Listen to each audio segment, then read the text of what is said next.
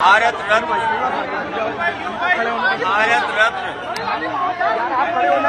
और भारत के संविधान के निर्माता बाबा साहब भीमराव अंबेडकर जी को आज हम उनकी जयंती पर याद करते हैं। बाबा साहब भीमराव अंबेडकर जी ने वो हथियार हमें दिया है संविधान का, जिस संविधान से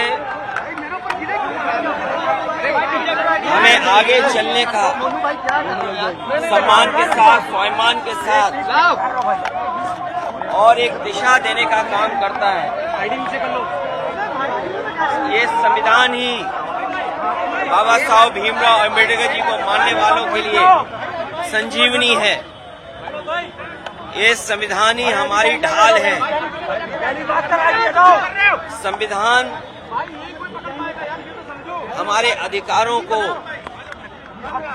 हमारे आरक्षण को, ये बाबा साहब भीमराव अंबेडकर जी का दिया हुआ संविधान ही हमारे आरक्षण और हमारे संविधान को, हम सब पीढ़ी परिवार को आगे बढ़ने का मौका देता है। आज हम उन्हें याद इसलिए भी करते हैं कि दुनिया का सबसे शानदार उन्होंने संविधान हमें दिया है। बाबा साहब भीमराव अंबेडकर जी के जीवन के बारे में जब हम लोग सुनते और पढ़ते हैं, उन्हें बचपन से ही तमाम तरह के भेदभाव का सामना करना पड़ा। समाज की जो बुराइयां हैं, समय समय पर उन्हें लड़ना पड़ा। शिक्षा ग्रहण से लेकर के जिस समय वो शिक्षा ले रहे थे, वहां से लेकर के जीवन भर उन्हें संघर्ष करना पड़ा। पानी से लेकर के अगर वो पानी पीना चाहते थे, समाज की वो बुराइयां थीं कि जानवर पानी पी सकते थे, लेकिन जो वंचित हैं, शोषित हैं, पीड़ित लोग हैं, बहुजन समाज के लोग पानी नहीं पी सकते थे। उन्हें समय समय पर समाज में इस कठिनाई और मुश्किलों का सामना करना पड़ा। जहां वो हमारे संविधान के शिल्पकार रहे, संविधान को निर्माता, वहीं वो अर्थशास्त्री भी थे, समाज की बुराइयों को समझने वाले, सामाजिक आंदोलन को आगे बढ़ाने वाले। इसलिए आज हम उन्हें याद करते हैं। आज सबसे जरूरी है कि संविधान से ही समाज और देश चले। इसलिए आज के दिन हम संकल्प लेते हैं सब लोग कि बाबा साहब भीमराव अंबेडकर जी का बना हुआ संविधान, उस पर चल करके संविधान को और मजबूत बनाएंगे। अगर संविधान कमजोर होता है तो हमारा लोकतंत्र कमजोर होगा। संविधान अगर हमसे छीना जाएगा तो हमारा हक अधिकार छीना जाएगा, हमारे शिक्षा का अधिकार छिनेगा, हमारे आरक्षण का अधिकार छिनेगा। बाबा साहब ने यही तो कहा था कि शिक्षा का अधिकार वो हथियार है, शिक्षा का अधिकार, जो बड़ी बड़ी लड़ाइयों को और बड़ी बड़ी बुराइयों को दूर कर सकता है। भैया बीकेटी गांव है जहां पर खंतारी है, वहां पर मूर्ति और लगाने आज भी हम लोग देखते हैं कि बाबा साहब भीमराव अंबेडकर जी को या उनकी प्रतिमा को समय समय पर लोग खंडित करते हैं, समय समय पर अपमानित करते हैं। वो एक मैसेज देते हैं बाबा साहब भीमराव अंबेडकर के खिलाफ। वे वही लोग हैं जो बाबा साहब भीमराव अंबेडकर जी का न संविधान मानते हैं, न बनाए हुए संविधान में जो कानून है उसको मानते हैं, और न केवल उनकी प्रतिमा का अपमान ये लोग कर रहे हैं, बल्कि समाज के लोगों में समय समय देखा है कि उन्हें अपमानित होना पड़ा है। अगर वो शादी के कार्यक्रम करना चाहेंगे तो घोड़ी पे नहीं बैठ सकते, पानी पीना चाहेंगे तो उनके साथ व्यवहार कैसा कैसा हुआ है, उन्हें पानी भी नहीं दे सकते हैं। अगर पानी छू लिया तो उनको अपमानित होना पड़ता है।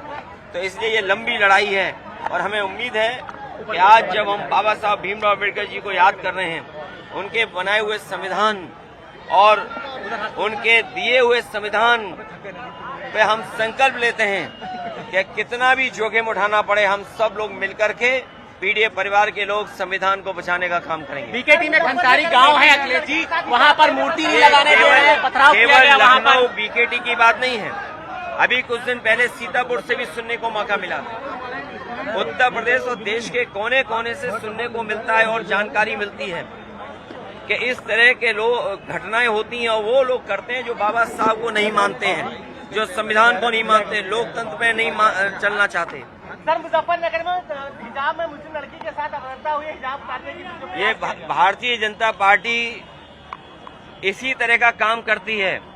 अभी कुछ दिन पहले आपने देखा होगा कि वही भारतीय जनता पार्टी के लोग हैं जिन्होंने कहा कि शांतिपूर्ण कार्यक्रम हो सकता है, लेकिन तलवारें लहरती हुई देखी हैं, लाठी लहरती हुई देखी हैं।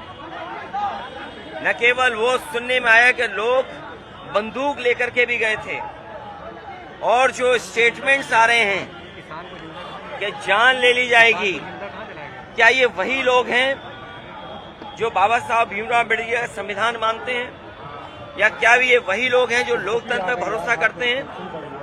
और राम जी आज सुमन जी के घर पर उनके ऊपर कितना क्या क्या नहीं करना चाहते थे लोग। इसीलिए कहा ये संविधान हमारी ढाल है, संविधान ही हमारी संजीवनी है। और इस देश की जनता ने दिखाया पिछले लोकसभा चुनाव में कि अगर कोई संविधान बदलना चाहेगा तो उस सरकार को, उन लोगों को बदल देंगे। ये जो संविधान बदलने निकले थे, ये यही इसी तरह का काम कराएंगे जो अभी कुछ दिन पहले हम लोगों ने देखा है कि नंगी तलवारें चलेंगी, लाठी लेकर के निकलेंगे। और ये बिना बीजेपी की सरकार के संभव नहीं था। सर, जिंदा जला ये सरकार खुद शामिल थी।